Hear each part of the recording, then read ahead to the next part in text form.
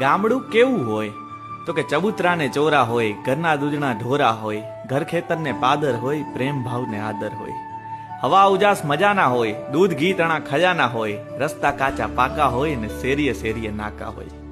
કેડી વાંકા ચૂકી હોય, બાયુની કમરે કૂચી હોય, કુવા તળાવને આરા હોય ને વરસાદ પડે તઈ ગારા હોય.